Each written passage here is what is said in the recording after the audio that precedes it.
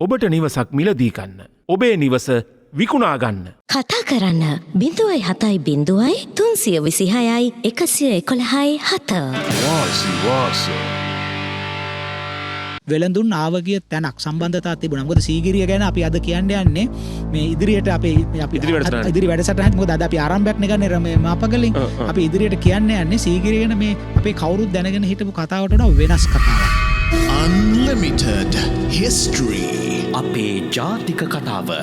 අපි ඔබට කිව්වා අපේ 50 වෙනි වැඩසටහන Unlimited History වැඩසටහන ලෙස අපි මේ මහා පර්වත රාජයා පාමුල සිට ඔබට අලුත් ආකාරයකින් සීගිරිය කියවන්න අවස්ථාවක් ලබා දෙනවා කියලා. ආයිබෝන් සර්. ආයිබෝන්. මම හිතන්නේ අපේ Unlimited History වැඩසටහන් මාලාවේ එක්තරා ආකාරයක සුවිශේෂී සම්දිස්ථානයක් පාමුල අපි ඉන්නේ. අපේ අර ඔබ දැක්ක සීගිරිය මහා පර්වතය මහා රාජධානිය වගේම ලංකාවේ පුරා විද්‍යාවේ පළවෙනි මාලිගාව කියලා කිව්වට කමක් නැහැ නේද නේ? ඔව් අත වශයෙන්ම අපි සීගිරිය කියලා කියනකොට අපිට අමතක කරන්න බැරි නමක් තමයි මහාචාර්ය සෙනරත් පරණවිතාන. ඔව්. මහාචාර්ය සෙනරත් පරණවිතාන මහත්මයා තමයි සීගිරිය කියන මතකය සීගිරිය කියන තේමාව මහජනයා අතරට ගෙනාවේ. ඒතර අදත් අපි සීගිරිය ගැන කියන හුඟක් දේවල් මහාචාර්ය සෙනරත් පරණවිතාන මහත්මයා කියපු දේවල්. ඉතින් ඊට පස්සේ ඊටාම වැදගත් විද්වත්ව අදහස් ප්‍රකාශ කරලා තියෙනවා. නමුත් අපි මේ එන්න ස්ථානය හා සම්බන්ධ වෙන්නේ මහාචාර්ය සෙනරත් පරණවිතාන. සෙනරත් පරණවිතාන මහත්මයා පුරාවිද්‍යා කොමසාරිස්වරයා හැටියට කටයුතු කරන කාලේ ඔහුගේ නවාතැන උනේ මේ දැන් අපිට පේන ස්ථානය. මේ පොල්ලතු හෙවනේ මේ මාලිගාව හෙවනේ වාඩි වෙන්න ලැබෙනවා කියන එකත් මං හිතන්නේ විශේෂ අවස්ථාවක් විශේෂ වරප්‍රසාදයක් එක්තරා ආකාරයකින් අනේ ඉතින් මට හිතෙනවා පරණවිතාන මහත්තයා මෙහෙම ඉඳගෙන අර පේන සීගිරිය දිහා බලාගෙන අපේ රටේ ඉතිහාසය අලුතින් පාදගන්න ඇතිනේ සොඳුරු සැඳෑවල් සර් මේ සීගිරිය දිහා බලාගෙන ගත වෙන්න ඇති නේද සර්? අපිට සීගිරිය දැම්ම නගින්න බෑ. මොකද අපි ඒ පියවර සටහන් දන්නේ නැතුව සීගිරිය නැග්ගොත් සමහර ලාවට විවිධ තැන්වල අතරමං වෙන්න පුළුවන්. ඒක හින්දා අද මේ සීගිරිය පෙනිපෙනි කාශ්‍යප රජුරුවොත් මේ සීගිරිය පෙනිපෙනි ඒ ගොඩ නැගුව ආරම්භය කතා කරලා තමයි නේද සර් එන්න ඕනේ. ඒක හින්දා තමයි අපි මේ සීගිරිය පෙනිපෙනි මාපාගල ගැන කතා කරන්නේ. මාපාගල තියෙන්නේ කොහෙද කියලාම එතනින්ම පටන් ගමු සර්. ඔව් මම හිතන්නේ අපි මේ ඉන්න තැනම අපේ හිතවත් ශ්‍රාවකයන්ටත් ඒ වගේම අපිව YouTube නාලිකාව හරහා නරඹන ප්‍රේක්ෂකයින්ටත් මේ යම්කිසි සලකුණක් වෙයි මේ මාපාගල කියන්නේ කොහෙද කියන එක බලාගන්න. ඔබ සීගිරියට පිවිසෙනකොට ඔබට සීගිරියට ඇතුල් වෙන්න මාර්ග දෙකක් තියෙනවා. එකක් තමයි සීගිරියේ දකුණු දොරටුව පැත්තෙන් යන්න පුළුවන් මේ ඉස්සරහින් තියෙන එක. ඊට පස්සේ අපි සීගිරියේ බටහිර දොරටුව පැත්තෙන් ඇතුළත් වෙනවා. ඉතින් මෙහි කොයි පැත්තෙන් ගියත් මේ විශේෂයෙන්ම සීගිරියේ දකුණු දොරටුවෙන් යන ආයත මේ සංචාරක බංගලාව එනකොටම පේනවා.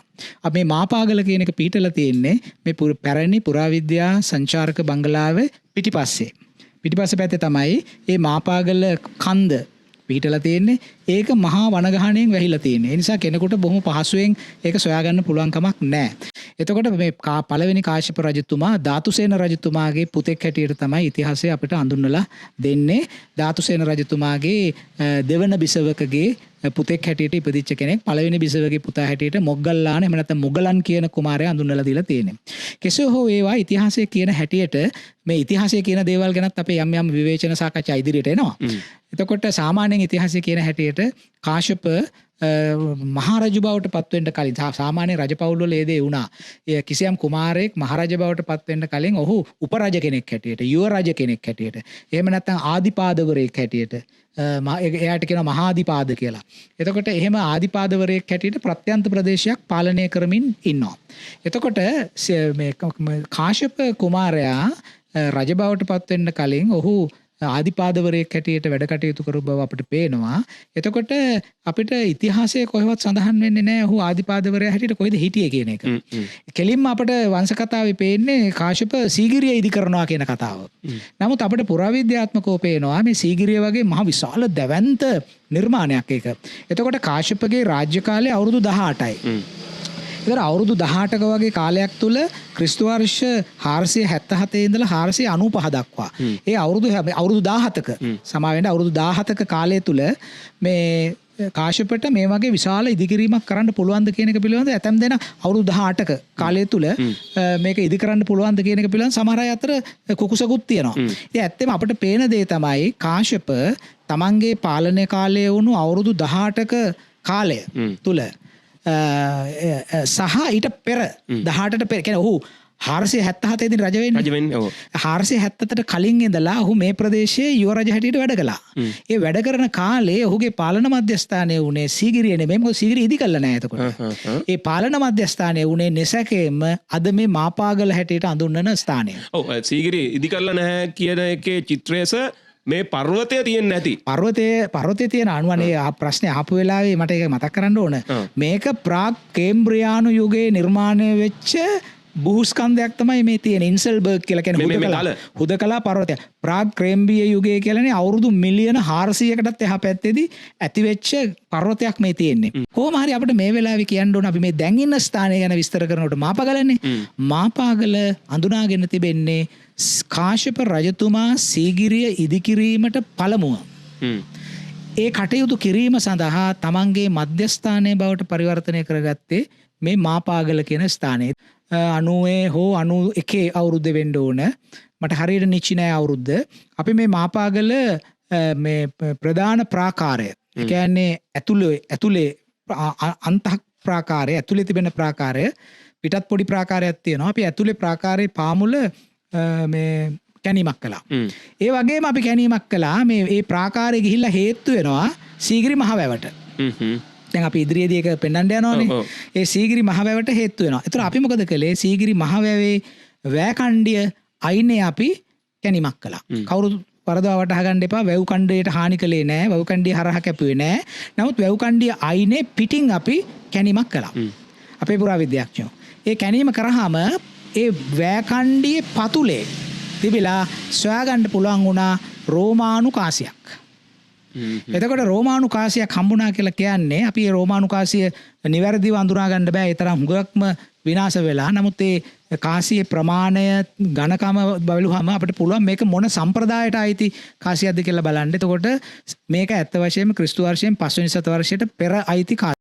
කොහොම හරි ඔබ කියපු හැටියටම සීගිරිය ඉදිකරන්න පළමුව මහාදිපාද කාශ්‍යප රජු නෙමේ. මහාදිපාද කාශ්‍යප ඔහුගේ පාලන බල මධ්‍යස්ථානය බවට පත් කරගත්තේ මාපාගල. නුවන් මේ වෙලාවේ අපිට කියන්න ටිකක් අලුත් අදහසක් තියෙනවා. දැන් අපි මේ ඉන්නේ මාපාගල ඇතුළු බැම්මේ ඉදිරිපිට. අපි පහු කරන් ආවේ පිටත බැම්ම. පිටත බැම්මක්. පිටත පොඩි බැම්මක් තියෙනවා. කියන්නේ පිටත බැම්මේ ඉඳලා අඩි මං හිතන්නේ 15කට විතර පස්සේ තමයි ඇතුළු බැම්ම තියෙන්නේ. ඔව් ඊටත් වැඩි වගේ මට හිතෙන්නේ. අඩි 25ක් විතර තියෙනවා. ඇතුළු බැම්ම තියෙනවා. මේ බැම්ම තමයි මාපාගල තියෙන පුරාණතම බැම්ම. එහෙම කියන්න හේතුව තමයි මේක මනුෂ්‍ය නිර්මාණයක්. මේ මිනිස්සුද සර් මේක හදලා තියෙන්නේ. මේක මිනිස්සුනේ හදන්න ඕන. දැන් මේ කෙනෙකුට කියන්න පුළුවන් නෑ මේක මේ වගේ මේ ස්වභාවික හැදිච්ච ගල් අර මොනවාද රිජර්ස් කියලා જાතියක් තියෙන නෙරුම් ගල් නෙරුමක් වෙන්න ඇති කියලා. නමුත් ඇත්ත වශයෙන්ම අපි මේ පැත්තට දිගට බැලුවොත් මේක ගල් උඩ එක තියලා මේක හදපු ගල් බැම්මක්. එතකොට අපි මතක් කළා මෙතන මාපාගල කියලා අඳුන්වන්නේ කියලා. එතකොට මහාදිපාදකයේ මධ්‍යස්ථානය. එතකොට දැන් අපිට විශේෂ දේ තමයි දැන් අපි යමක් පිළිබඳව කාලය තීරණය කරනකොට ඒකේ භාවිතය ගැන තීරණය කරනකොට අපි සැලකිල්ලට ගන්න එක කාරණයක් තමයි මේකේ නිර්මාණ තාක්ෂණය කොයි වගේද කියන එක. දැන් මේ මාපාගල මේ විශාල ගල් බැම්මේ මේ ගල් දිහා ඊටාම සියුම්ව බැලුවොත් අපිට පේනවා ඒවා ඒ තරම් සුමට ආකාරයට සකස් කරලා නැහැ. ඒවා බොහොම රළු විදිහට එක උඩ තියලා හදපු ගල්. දැන් සාමාන්‍යයෙන් සීගිරියට අපි ගියාම සීගිරියේ තියෙන මේ වගේම ගල් තාක්ෂණය පාවිච්චි කරපු බැමි. නමුත් මේ තරම් දැවැන්ත ගල් නෙමෙයි පාවිච්චි කරලා තියෙන්නේ. මීට වඩා කුඩා ප්‍රමාණයේ ගල්. නමුත් ඒවා ඊටාම ක්‍රමවත් විදිහට හැඩගස්සලා හතරැස් ආකාරයට කපලා බොහොම විධිමත්ව ගොඩනගපු ගල් බැමි. අපිට පේන දේ තමයි කාශ්‍යප රජතුමා සීගිරිය ඇතුලේ ඒ ගල් බැමි නිර්මාණය කරන්න අවශ්‍ය කරන දැක්ම සහ ඒ තාක්ෂණය ලබාගත්තේ මේ මාපාගල තියෙන ආකාරයේ බැමි වලින්. ඒ කියන්නේ මේක ඩෙමොන්ස්ට්‍රේෂන් එකක් වෙන්න පුළුවන් දරකට. ඒ කියන්නේ එහෙම නිරූපණයක් හැටියට පාවිච්චි වෙන්න ඇති. ඔව් ඒ කියන්නේ මේකෙන් දැනුමක් ලබා ගන්න ඇති. පරිචයක් ලබන්න ඇති. පරිචයක් ලබනවා. නෑ ඒක මෙන්න මේ විදිහට අපිට පෙන්වන්න තියෙන්නේ. මම කියන්න හදන්නේ නුවන් කාශ්‍යප රජතුමා මේ මාපාගල තමන්ගේ මහාදිපාදවරයා හැටියට වංශකතාවල කියන හැටියට මහාදිපාදවරයා හැටියට මේ ස්ථානයේ ඔහුගේ පාලන මධ්‍යස්ථානයේ බවට ඔහු පරිවර්තනය කරගත්තා වූ සීගිරියට සංක්‍රාන්තියක් ලබන්න කලින්. එතකොට කෙනෙකුට අහන්න පුළුවන් එහෙනම් මාපාගල හැදුවේ කාශ්‍යප රජතුමාද කියන කාරණේ. එතකොට ඇත්ත වශයෙන්ම මාපාගල කාශ්‍යප රජතුමා හැදුවයි කියලා තර්කයක් ගොඩනගන්න එහෙම ගොඩනගනවට වැඩි අපට ඉඩකඩක් තියෙන්නේ මේ දැවැන්ත ගල්බැම්ම දිහා බැලුවම කාශ්‍යප මහාධිපාදවරයා හැටියට මේ පැත්තට එනකොටත් මේ ගල්බැම්ම මෙතන තිබුණා කියන එක. ඒතර මේක ටිකක් අපහැදිලි තත්වයක් ඇති වෙන්න පුළුවන් අපේ ශ්‍රාවකයන්ටත් ඒ වගේම අපේ මේ YouTube channel එකේ නරඹන අයට. ඒ විතරක් නෙවෙයි දැන් මෙතනත් අපි එන්න කියලා පිරිසක් ඇවිල්ලා බලන් ඉන්නවනේ සර්. ඔයගොල්ලන්ටත් කුතුහලයක් ඇතෙන්න ඇති. එතකොට මම ඔබට වරින් වර සඳහන් කරා අපි තෙරි පැහැ ඒ වගේම මොණරාගල නොයෙක් තැන්වල මේ වගේ විශාල ගල්බැමි නිරීක්ෂණය කරලා තියෙනවා කියලා. ඒක මීමුරේ මීට වැඩිය කුඩා ගල්බැමි තියෙනවා. කුඩා ගල්බැමි තියෙනවා. මේ ගල්බැමි සකස් කිරීම අපි මීට කලින් වැඩසටහන් වලත් කියලා තියෙනවා අපේ දේශීය කඳුකරවාසී අයගේ පුරුද්දක්. මොකද මේ ගල් හොයාගන්න පුළුවන් වෙන්නේ කඳුකර ප්‍රදේශවල. ඒතර ඒ අය තමයි මේ තාක්ෂණය ප්‍රගුණ කළේ. එතකොට අපිට පේනවා දැන් මෙතන අපි ගොඩනගන්න හදන අදහස අර්ථ නිරූපණය. කාශ්‍යප මෙතනට පැමිණෙන විටත් මහාධිපාදවරයා හැටියට මේ ගල්බැමි මෙතන තිබුණා. ඒතකොට කෙනෙකුට හරියට මොකටද ඒ තිබුණේ? මට මොන හේකටද කලින් හදලා තිබුණේ කියලා. මොකද අපේ ඔළුවේ තියෙන චිත්‍රය තමයි රජවරු තමයි ඇවිල්ලා ඒගොල්ලන්ගේ බලකුටු ගොඩනගා ගන්නේ කියන මතේනේ අපිට තියෙන්නේ. නමුත් අපේ ඉතිහාසය තුල පෙනෙන විශේෂ ගම්ම්‍යතාවක් තියෙනවා. අපි අපේ මෑත පරිශ්‍රණ වලින් පේන දෙයක් තමයි මේ දේශීය සම්ප්‍රදාය දේශීය ප්‍රභූවරු ඒ කියන්නේ අපේ වැඩසටහන් වල අපි කතා කරා කඳුකරේ සිට ඒ දේශජ උරුමය උරුම කරගත්ත පුද්ගලයෝ හිටියා. ඒ අයට යම්කිසි පාලන බලයක් තිබුණයි කියලා අපිට පේනවා. අපි කිව්වා කතරගම ශාස්ත්‍රීයවරුන් ගැන නේද? ඒගොල්ලෝ පාලකයෝ හැටියට හිටියා කතරගම. ඊළඟට චන්දනගාමේ ශාස්ත්‍රීයෝ හිටියා. ශාස්ත්‍රීයෝ කියලා කිව්වට ඒවා පස්සේ පට බැඳෙච්ච ඒවා ඒගොල්ලෝ පාලනය කරපු නිසා. එතකොට අපිට පේනවා අපේ උපකල්පනය මේක අත් වශයෙන්ම මේක කැණීමක් කරලා තහවුරු කරන්න වටින දෙයක්. මේ ගල්බැමි සී කාශ්‍යප මහාධිපාද හැටියට මේ පළාතට එනකොටත් මේ ගල්බැමි තිබුණා. මේ ගල්බැමි තිබුණා සහ මේ ගල්බැමි හදපු අපේ දේශීය ජනතාව කියන්නේ ප්‍රභූත්වයක් ආරෝපණය කරගත්ත ඒ දේශීය අයගේ පාලන මධ්‍යස්ථානයක් හැටියට ප්‍රාදේශීය පාලන මධ්‍යස්ථානයක් හැටියට මේක තියෙන්න ඇති කියන එක අපිට ඉතාම පැහැදිලිව පෙන්වන්න පුළුවන්. කාශ්‍යප තමන්ගේ පාලන මධ්‍යස්ථානය සඳහා මේ පළාත තෝරගන්නත් හේතුව කාශ්‍යපට අර දේශීය අයත් එක්ක තියෙන සම්බන්ධතාව. මොකද වංශ කතා අපිට ඊටාම පැහැදිලිව කියනවා කාශ්‍යප ධාතුසේන රජතුමාගේ මේ අභිෂේක කළ බිසවගේ පුතෙක් නෙමෙයි. කාශ්‍යප ධාතුසේන රජුරුවන්ගේ අන් බිසවකගේ දරුවෙක්. එතකොට පුතෙක්. ඒතර අපි දන්නවා කාශ්‍යපගේ ධාතුසේන රජතුමාගේ නියමානුකූල අභිෂේක බිසවගේ පුතා තමයි මුගලන්. එතකොට මේ ගැටුමට මූල මේ ගැටුමට අපිට අපි ඒක නොකියා කිව්වට ඕන කෙනෙකුට තේරෙනවා මොකද මේ වෙන්නේ කියලා. එතනilla කිලෝමීටර් 9ක් විතර. තව දකුණු පැත්තට ගියාම අපේ පුරාවිද්‍යාඥයන්ට හොයාගන්න පුළුවන් වුණා යකඩ උණු කරන තැනක්. එතකොට එතන යකඩ උඳුන් 3ක් සොයාගත්තා විශාල පරිමාණයේ යකඩ කර්මාන්තය කරලා තියෙනවා. එතකොට මේ වගේ ගල් වැඩ කරන්න අනිවාර්යෙන් යකඩ ලෝහය ඕනයි. ඒ යකඩ ලෝහය නැතුව ඒක කරන්න බෑ. දැන් මොනවද නුවන් අපිට මතක් වෙන්නේ? මේක මේ කර්මාන්තපුරයක් හැටියට තිබිච්ච තැනක් කලින්. මේ එහෙම නැත්නම් රජෙකුට කොහොමද තමන්ගේ අධිකාරී බලය ස්ථාපනය කරගන්නේ නේ? එතකොට යකඩ ගැන කියනකොට ඔබට මතකද අපි මතක් කරා හල්දුම් මුල්ල බලංගොඩ ප්‍රදේශයේ පුරාණ යකඩ උදුන් ගැන. එතන මතකද අපි මතක් කරා දුටුගැමුණු කුමාරයා කොත්මලේට යන කතාව. කොට්ට රටට ගියේ ඇයි කියලා අපේ අර්ථ නිරූපණයක් තිබුණා. යුද්ධයට අවශ්‍ය ආයුධ තනා ගැනීම සඳහා සාම්ප්‍රදායික යකඩ ශිල්පීන් හම්බෙන්න ඔහු යන්න ඇති කොත්මලේට කියලා අපි අනුමාන කළා. එතකොට අපිට පේනවා මේ යකඩ උණු කරන තැනක් මේ පැත්තෙන් හම්බෙලා තියෙනවා. ඒ වගේමයි මේ වටේම හම්බෙලා තියෙනවා අර මහා ශිලා සම්ප්‍රදායේ සොහොන්. ඒවා ඉබ්බන් කටුව තියෙනවා. ඉබ්බන් කටුව මේ පැත්තේ තියෙනවා. මේ තව මේ කිට්ටුව ඒ වගේ සොහනක් හම්බෙලා තියෙනවා. මේ පැත්තේ මහ කළු ගොල්ලාවේ හම්බෙලා තියෙනවා සොහනක්. ඒ වගේ තැන් කිහිපයකින් මේ වගේ සොහන් හම්බෙලා තියෙනවා. ඒතර මේකෙන් පේනවා මේ ප්‍රජාව ඒ මහා ශිලා අපි කිව්වා අර ඔරුසුසාන අර මැටි ඔරුසුසාන වලින් පස්සේ ඒ සම්ප්‍රදාය සංක්‍රාන්තියක් ලබනවායි කියලා අර ගල් පතුරු වලින් කරන සුසාන වලට ඊට පස්සේ ඒ අය එහෙම දියුණු පවුණු වෙලා ඉදිරියට ආවයි ඒගොල්ලෝ යකඩ ලෝහය ඉදිරියට අරන් ගියායි. ඉතින් මේවා ඔක්කොම එකට කවලම් වෙලා තියෙන. ඉතින් මේ පළාතේ තියෙන කුඩා වැව් ඒ ඔක්කොම වැව් තමයි මේ භූමි දර්ශනයේ තියෙන ඊටාම පෞරාණික ලක්ෂණ. ඒතකොට නුවණ අපි තේරුම් ගත යුතු දෙයක් තියෙනවා.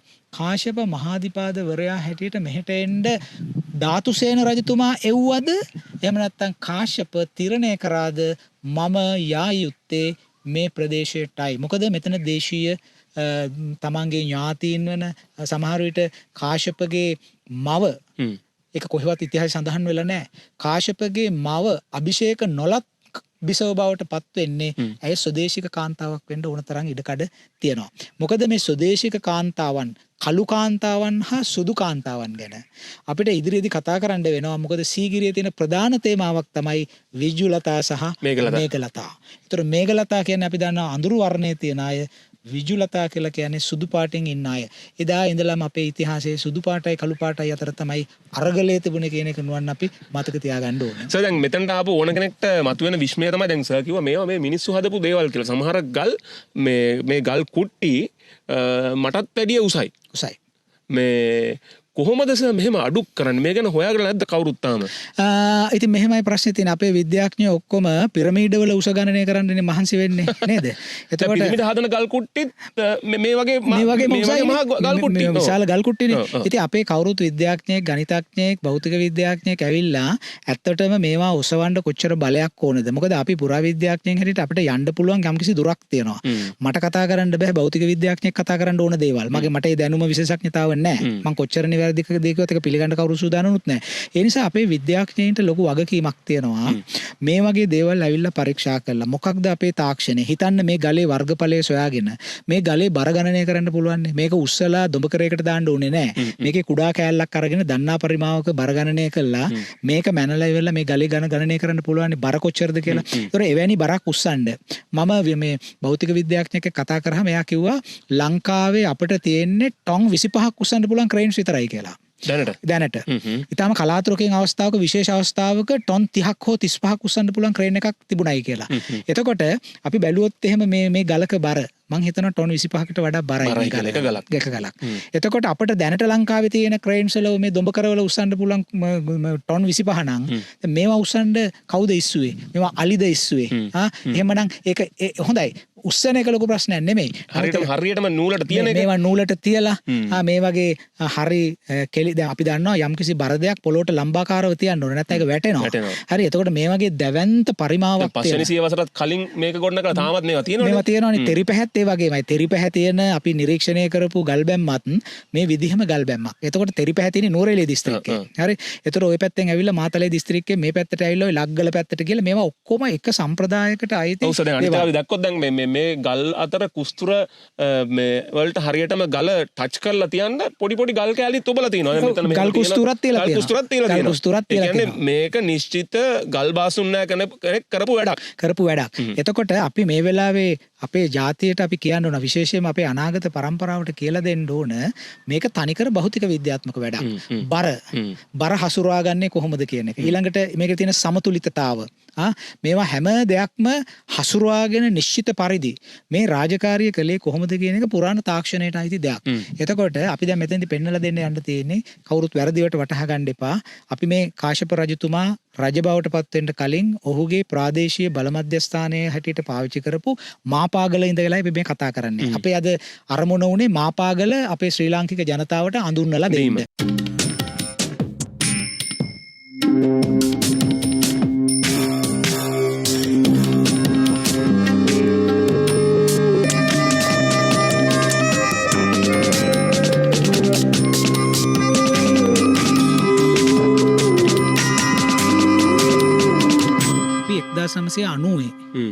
මේ ස්ථානයේ කැනීමක් කළා. අස කලිනුත් කිව්වා වගේ. ඒ කැනීමේදී අපි මේ මෙතන එහා පැත්තේ අපි දකිනවා විශාල වැව් බැම්මක්. ඒ වැව් බැම්ම සීගිරි මහ වැවේ වැව් බැම්ම. එතකොට දැන් මේ අපි මෙතන ඉන්න තැන ඔබට පේනවා අපි මේ කවුරුත් දකින්න දෙයක් තමයි මෙතන විශාල ගල් බැම්මකුත් තියෙනවා. තව ගල් බැම්ම. මේ ගල් බැම්මේ තමයි ඉඳන් ඉන්නේ. ඔව් ගල් බැම්මේ ඉඳන් ඉන්නේ. ඒතර මේ ගල් බැම්මයි අපි අර ඉස්සෙල්ලා දැකපු ගල් බැම්මයි දෙකක්. ඒක දෙකක්ද? ඒක දෙකක්. මොකද අපි ඉස්සෙල්ලා දැකපු ගල් බැම්ම මේ මාපාගල සංකීර්ණය. ඒ කියන්නේ මාපාගල කියන ආරක්ෂක ස්ථානය. එහෙම නැත්නම් ඒ වාසස්ථානය කන්දක් උඩනේ තියෙන්නේ. කන්ද වටේට ඉදි කරපු සවිවර බැම්මක් තමයි අපි මේ දැක්කේ අර විශාල ගල් කුට්ටි වලින් හදපු එක. ඊට පස්සේ අපි තව බැම්මක් දැක්කා මේ අර විශාල මේ පස් බැම්ම. ඔව් ඒ කියන්නේ මෙතනට එන මාර්ගෙ තිබිච්ච පස් බැම්ම. ඔව් දැන් අපි ඒකේ දර්ශන පෙන්නනවා සර්. ඒ බැම්ම අඩි 20ක් විතර දැනට උසක් තියෙනවා. අපි හැරුවේ ඒ බැම්ම පාමුල. ඒක යට. එතකොට ඒ විස්තරය මම ඉස්සරහට කියන්න මේක විස්තර කරලා ඉවර වෙලා. එතකොට ඒ බැම්ම තමයි සීගිරි මහවැව කියන ප්‍රධාන ජලාශය බැම්ම. එතකොට ඒ බැම්ම මේ දිගට විහිදෙනවා කිලෝමීටර් 8.5ක්.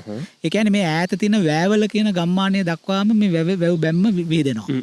ඒතර සාමාන්‍යයෙන් අපි ලොකු වැව් අගය කළාට දැන් අපි පරාක්‍රම සමුද්‍රය අගය කරනවා, හුරුළු වැව අගය කරනවා, කවුරුත් දන්නවා. අබේ වැව අගය කරනවා, තිසා වැව අගය කරනවා. ඒතර සීගිරි වැව, සීගිරි මහ වැව කියලා මේකට කියන්නේ. සීගිරි මහ වැව ගැන අපි අගය කරන්න අපිට පුරුද්දක් ඇති වෙලා නැහැ. අනිත් එක දැන් මේ අපේ YouTube නාලිකාවේ දර්ශන නරඹන අයට නම් පේනවා මේ කැලෑ වෙලා තියෙන මේක වල් බිහි වෙලා තියෙන මෙතන. එතකොට ඒ වගේ කිලෝමීටර් 8.5ක් දිග වැවක වැව් කණ්ඩිය නටබුන් වෙලා තියෙනවා නම් එතකොට කිලෝමීටර් 8.5ක් දිග වැවක පුරවන්න පුළුවන් වතුර ප්‍රමාණය අතිවිශාල වතුර ප්‍රමාණයක්. හරි අපි ඉදිරියේදී ඒක සාකච්ඡාවට ගන්නවා. එතකොට නුවන් අහපු ප්‍රශ්නේ තමයි මේ බැමි ඔක්කොම එකක්ද කියන එක. ඒතකොට අපි ඉස්සෙල්ලා කිව්වා මාපාගල ප්‍රධාන බැම්ම ඒ ආරක්ෂිත බැම්මක් හැටියට මේ කඳු වැටියේ පාමුල කන්දේ පාමුල යන ආරක්ෂක බැම්ම. අපි කියන්නේ රිටේනින් වෝල් කියලා සවිවර බැම්මක් ඒක. එතකොට ඊට පස්සේ අපි පහු කරගෙන එනකොට දැක්කේ වැය කණ්ඩිය බැම්ම. ඊට පස්සේ දැන් මේ අපි ඉන්නේ ඒකත් මෙතනත් ගල් බැම්මක් හැටියට අපිට පේන්නේ. මේ ගල් බැම්ම ඒ එකකටවත් සම්බන්ධ නැහැ. මේක මේ සීගිරි මහවැවේ මොකක්ද ඒකට කියන්නේ අපි වේව් බ්‍රේකර් කියලා කියන්නේ තරංග රැළපනාව. රැළපනාව කියලා අපේ වචනයක් තියෙනවානේ. රැළපනාව කියලා ගමකුත් තියෙනවා. එතකොට මේ තියෙන රැළපනාව. ඒ කියන්නේ අපි දන්නා ඕනෑම ජලාශයක සුළං ක්‍රියාකාරීත්වය නිසා රැලිවල යම්කිසි තරංගාකාර ක්‍රියාකාරීත්වයක් ඇති වෙනවා. ඒක විශාල ශක්තියක් අන්තර්ගත වෙලා තියෙනවා. එතකොට මේ මහවැවේ වතුර පිරලා තියෙන වෙලාවට ඒ වගේ තරංගාකාර සුළං ක්‍රියාවලියක් ඇති වුනහම මේ අඩි 20කටත් වැඩිය උස මේ වැව් බැම්මේ පස් බැම්මක් එක. ඒ පස් බැම්ම ඛාදනය වෙන්න පුළුවන් කමක් තියෙනවා. එතකොට දැන් අපිට පේනවා මේකේ අපි විද්‍යාත්මකව හිතපු ආකාරයත් මේකෙන් පේනවා. එතකොට අපිට ඒ තරංග ක්‍රියාකාරීත්වයෙන් ඇතිවන කාදනය ඒ උත්පාදනය කරන ශක්තිය පාලනය කරන්න පුළුවන් වෙන්නේ දැඩි දෙයක් ඒකට මුණ දීලා. ඉතින් මේ අද නම් කරන්නේ කොන්ක්‍රීට් වලින්. නමුත් එදා කලේ ඊටාම මේ පරිසරයට බොහොම හිතකර විදිහට සහ ඇහැට හරි ප්‍රියමනාප විදිහට. ඔව් දැන් සමහරවිට කොන්ක්‍රීට් සහ නැත්නම් ඔබ දැකලා ඇති ගල් බෑග් හදලා මේ ජලාශ වලට බස්සනවා. ඉතින් ඒතර ගල් බෑග් එකක් කියලා කියන්නේ ඒක මිනිස්යාගේ බෑග් එක නිකන් එකක් නෙවෙයි ඒක සින්තටික් නේ කෘත්‍රිම දෙයක්. ඒතර නමුත් මේ හදලා තියෙන රළපනාවල් මෙතන පමණක් නෙමෙයි අනුරාධපුරයේ රළපනාවල් තියෙනවා වැව්වල. දැන් මේ සීගිරි මහවැවේ රළපනාව උඩ තමයි අපි මේ ඉන්නේ. එතකොට මේවා ඔක්කොම ගල් වලින් කරපු වැඩ. එතකොට අපිට විශේෂයෙන් පේන දෙයක් තමයි මේ සීගිරි කාශ්‍යප රජතුමා සහ ඔහුගේ නිර්මාණවලට පාවිච්චි කරලා තියෙන මේ ස්වභාවික ගල්. එයා හුඟක් වෙලාවට අපිට පේනවා සීගිරියේ මුල් අවධියේදී හැකිතරම් පාවිච්චි කරන්න උත්සාහ ගත්තේ මේ ස්වභාවික ගල්. මේ කළු ගල් කියලා අපි කියන්නේ ඒ වගේ දේවල්. පස්සේ අපිට පේනවා ඊට පස්සේ එහෙම කරන්න බැරි තැන්වල ගඩොල් ඒකට මිශ්‍ර කරලා තියෙනවා. නමුත් මේ මාපාගලදී අපි දකින විශේෂ ලක්ෂණය තමයි ගඩොල් සම්බන්ධ වීම ඉතාම අවමයි. දැන් ඒ කාලේ ගඩොල් පිළිබඳව ලොකු උනන්දුවක් තිබුණාද නැත්නම් ගඩොල් පුලුස්සලා පාවිච්චි කිරීම පිළිබඳව සොයාගෙන තිබුණාද? නෑ ගඩොල් වලින් මම අපිට තිබ්බනේ අනුරාධපුරේ තියෙනවානේ. දැන් කාශ්‍යප රජතුමා මේ රාජ්‍ය පාලනය කරන්නේ ක්‍රිස්තු වර්ෂයෙන් 5 වෙනි සතවර්ෂයෙන් වලට අපේ ගඩොල් තාක්ෂණය ගඩොල් වලින් බඳපු ගොඩනැගිලි අපි රුවන්වැලිසෑය හදලා ඉවරයිනේ. නමුත් මෙන්න මේව තමයි අපි ඊටාම සියුම්ව පරීක්ෂා කරන්න අපිට නියමිතව තියෙන්නේ. ඇයි මාපාගල සංකීර්ණයේ තියෙන නිර්මාණවලට ඊටාම අවම වශයෙන් ගල් පාවිච්චි කරලා තියෙන්නේ. දැන් අපේ මුල් වැඩසටහන් වලදී අපි කිව්වා අපේ දේශීය තාක්ෂණය හා අපේ දේශීය ප්‍රජාව ඔවුන්ගේ නිර්මාණ බොහෝමයක්ම මේ ගල් සම්බන්ධයෙන් කරලා තියෙන. ඒලා අපි මතක් කරා තෙරිපැහැ අර තියෙන විශාල ගල් බැමි. අපි පෙන්නුවත් එක සමහර දර්ශන ඒ වගේ. එතකොට මේ ගල් වලින් වැඩ කිරීම. දැන් අපි මතක් කරලා තියෙන අනුරාධපුරයට ගියත් ඒ තියෙන විශාල බැමිවල ගඩොල් බැමිවල යට තියෙන්නේ කළු ගලින් කරපු මට්ටමක් තියෙනවා. දැන් ඔබට අපි චන්ද්‍රිකා ඡායාරූපයක් පෙන්වනවා. ඕකේ තිතේ තියෙන්නේ අපි දැන් මේ වාඩි වෙලා කතා බහ කරන තැන. දැන් එතනින් එහාට දැන් ඔය අපි දැන් අපේ රේඩියෝ එකේ අහන් ඉන්න කට්ටියට කියන්නම් අපි මේ බැම්මේ අපි මූණලා ඉන්න ප්‍රදේශය තමයි වැව හැටියට සැලකෙන්නේ. දැන් ඒකේ ගෙවල් හැදිලා කුඹුරු තියෙනවා, කෙත්වතු තියෙනවා. එතනින් අපි පිට දීලා ඉන්න බන්ටකෙන් එහා පැත්තේ තියෙන්නේ මේ වැවෙන් මීට අවුරුදු ගණනාවකට කලින් කාශ්‍යප යුගයේ ගොවිතැන් කරපු ගොවිබිම් ටික. එතකොට දැන් අපි මේ වැඩසටහන ප්‍රචාරය කරලාට පස්සේ අපේ හිතවත් ශ්‍රාවකයෝ හිතන්න පුළුවන් සීගිරි මහවැව ගැන කිව්වයි වැඩසටහනේ අපි යන්න ඕන සීගිරි මහවැව බලන්න කියලා. අර පරාක්‍රම සමුද්‍රයේ ඔළුවේ තියාගෙන ඇවිල්ලා සීගිරි මහවැව හොයන්න එපා කියලා අපි ඉල්ලා හිටිනවා අපේ හිතවත් ශ්‍රාවකින්ගෙන්. මොකද එහෙම ආවොත් බලන්න තියෙන්නේ මහා කැලෑවක්, හෝටල් සංකීර්ණ, ගම් තුලාවල්, කැලෑවල් ඒවා ඔක්කොම වල් බිහි වෙලා තියෙන. ඒ නිසා අපිට පේනවා අපේ උරුමය, අපේ සිතිවිල්ල. මං හිතනවා ඒවා දැන් තවමත් වනයෙන් වැහිලා තියෙන්නේ. එහෙම නැත්තම් කොහොමද අපි සීගිරිය දැන් සීගිරිය මෙතන එක කාසියයි හම්බුනේ රෝමකාසි.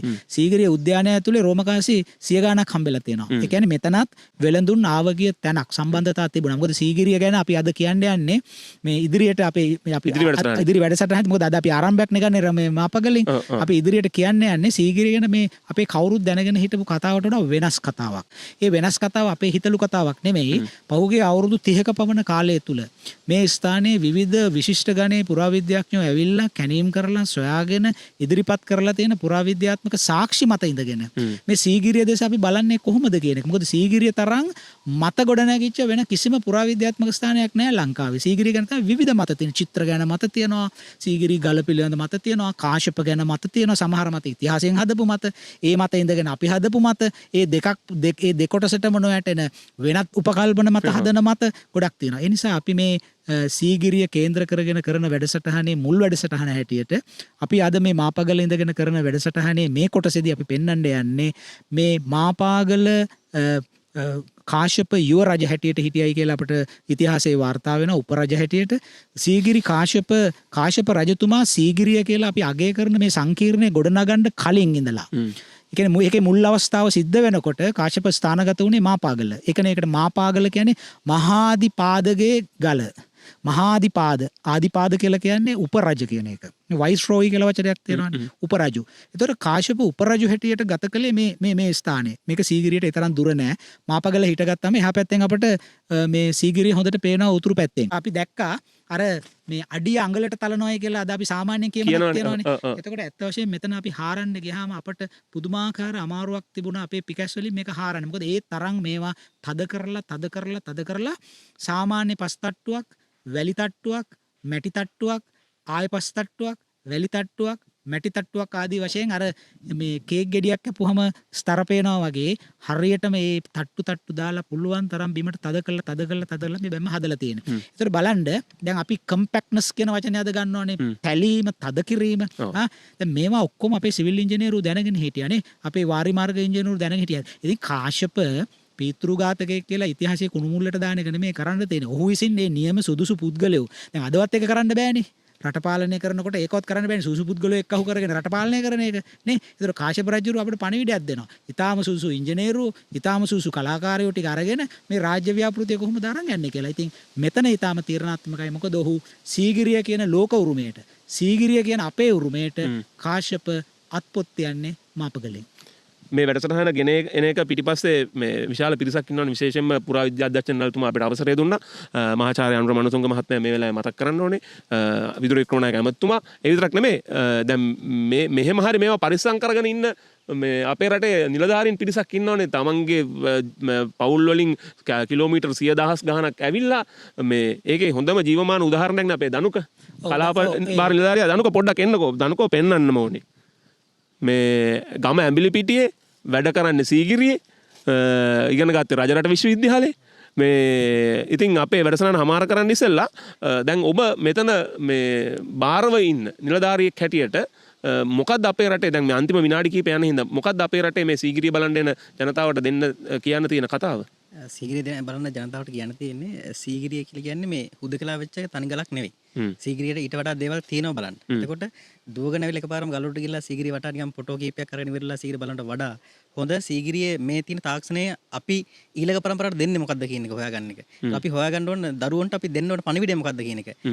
ඕනෑම තැනකට ගිහලා හොඳ ලස්සන ෆොටෝ ටිකක් කරන් මාසෙකින් එක අයින් කරන් දාන්න පුළුවන්. හැබැයි ඊට වඩා අපිට දායාද වෙච්ච උරුමයක් තියෙනවා. අන්නේ උරුමය අපි ඊළඟ පරම්පරාවට දෙන්න ඕන. නැත්නම් මේක ඉතින් නැති වෙලා යනවා. ඒක අතර දෙන්න ඕන අවබෝධයෙන්ම සීගිරිය බලන්න කියලා සීගිරිය බැලුවාම ඒක ළමයෙක්ට පුළුවන් වෙනවා සීගිරියේ තියෙන තාක්ෂණය ගැන පොඩි හරි පැහැදිලි කිරීමක් කරන්න තව කෙනෙකුට. ඔව් දැන් මේ දනුක අපි මහාචාර්යතුමා මහාචාර්ය රාජසෝම දේවයන් මේ අතන පරණවිතාන මහත්තයා හිටපු ඒ ඉලුක් හැවිලි කර ගෙදර ඉඳලම දැන් අපි මෙතනට මේ අවසානයේ දක්වාම කතා කරනවානේ මේ සීගිරි මහවැවේ රැළපනාව වෙනකන් මේ දැන් ඔබ මාපගල පාමුල ඔබේ කාර්යාලය එක්ක කටයුතු කරන කෙනෙක්.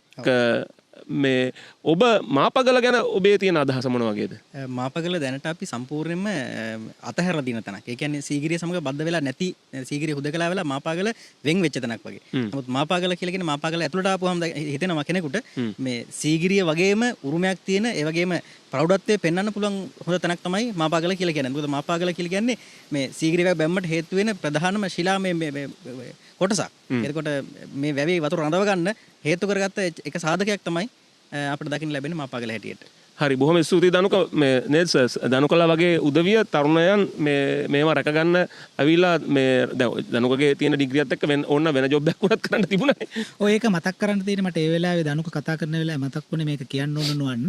දැන් සීගිරියට පුරාවිද්‍යාඥයින් පරම්පරා කිහිපයක් 19 වෙනි සතවර්ෂයේ අගභාගයේ ඉඳලා සම්බන්ධ වුණා. HCP බෙල් මහත්මයාගෙන් ඉඳලා. ඊට පස්සේ ගොඩාක් දෙනා මහාචාර්ය සෙනරත් පරණවිතාන චාල්ස් ගොඩකුඹුර නොයෙකුත් දෙනා මේකේ වැඩ කටයුතු කළා. ඊළඟට මහාචාර්ය සේනක බණ්ඩාරනායකගෙන් ඒ පරම්පරාව අවසන් වෙනවා. ඊට පස්සේ ඊළඟ පරම්පරාව පටන් ගන්නේ අපේ අධ්‍යක්ෂ ජනරාල් වර්තමාන මහාචාර්ය අනුරමණතුංග මහත්තයාගෙන් තමයි ඊළඟ ඉතිහාසය පටන් ගන්නේ සීගිරියේ. එහෙනම් අපි මම පෞද්ගලිකව සීගිරියට පර්යේෂණ කටයුතු වලට එන්නත් කලින් ඒ මහත්මයා ශිෂ්‍යයෙක් හැටියට ඇවිල්ලා ඊට පස්සේ සහකාර අධ්‍යක්ෂකවරයෙක් හැටියට මේ වැඩ කටයුතු කරා. ඉතින් ඒ පරම්පරාවේ දැන් වර්තමාන පරම්පරාවේ අවසන් පුරුක් තමයි මේ දනුකලා වගේ අය. ඒ නිසා මම හිතනවා ඒ අයටත් යම් අදහස් තියෙනවා, දෘෂ්ටිවාද තියෙනවා. ඒ නිසා සීගිරිය ගැන අලුතෙන් බලන්න, මාපගල ගැන අලුතෙන් බලන්න අපිට දැන් හොඳ පසුබිමක් හැදිලා තියෙනවා. ඔව් මම හිතන්නේ අපේ වැඩසටහන අමාර කරන්න ඇවිල්ලා තියෙන්නේ. අපි අපේ 50 වෙනි වැඩසටහන ලෙස විශේෂයෙන්ම මේ අපි අද ගෙනාවේ අපේ අනුරාධපුර යුගයේ පිළිබඳව ගිය සතියේ කතා කරන්න ඇවිල්ලා අනුලා රජුන පිළිබඳව කතා කළා. ඊට පස්සේ තව පියවර කීපයක් යන්න තිබුණත් අපේ 50 වෙනි වැඩසටහන හැටියට අපි සීගිරිය විශේෂයෙන් තෝරගත්තේ ලෝකයේම අවධානය යොමු වෙලා තියෙන පුරාවිද්‍යා ස්ථානයක්, ලෝක උරුමයක්. ඉතින් ඒ ලෝක උරුමයට පදනම් වෙච්ච මාපගල ගැන කවදාවත් කතා වෙන්නේ නැහැ. ඇත්තටම මමත් අපේ අන්ලිමිටඩ් ඩිස්ට්‍රික්ට් වැඩසටහනෙන් තමයි සර් මුලින්ම කියන මාපගලගේ නම අහලා තිබ්බට මේක සීගිරිය ආසන්නයේ තියෙන දැවැන්ත පුරාවිද්‍යාත්මක ස්ථානයක් බවට දැනගත්තේ. ඉතින් අපි මෙතනින් එහාට ඊළඟ වැඩසටහනත් අපි ගෙනෙන්න බලාපොරොත්තු වෙන්නේ සීගිරියේ ඉඳලා. අපි එතෙන්දිත් මාපගල ඇසුරු කරගෙන අපිට සීගිරිය ගැන කතා කරන්න පුළුවන් වෙයි. එහෙනම් ඉතින් අද අපි සමුගන්නවා. ඒකම අපේ දනුක පුරාවිද්‍යා කොමසාරිස්තුමා, පුරාවිද්‍යා අධ්‍යක්ෂ ජනරාල්තුමා, අපේ මහාචාර්ය රාජ් සෝමදේවයන් සමග අපේ net fm කණ්ඩායම වගේම තවත් කණ්ඩායමක් අපිට සහයෝගය දෙන්න ආවා. ඒ තමයි අපේ චනුක්ස් ප්‍රෝ ඇතුළු අපේ හිතවතුන් ටික. ඉතින් මේ හැම කෙනාටම ස්තුතිවන්ත වෙමින් අපි ලබන සතියේත් සීගිරිය මහා නිර්මාණය පාමුල සිට අන්ලිමිටඩ් හිස්ටරි ගැලවෙන්න බලාපොරොත්තු වෙමින් එහෙනම් අදට සමුගන්නවා. ඔබ හැම කෙනාටම ආයුබෝවන්.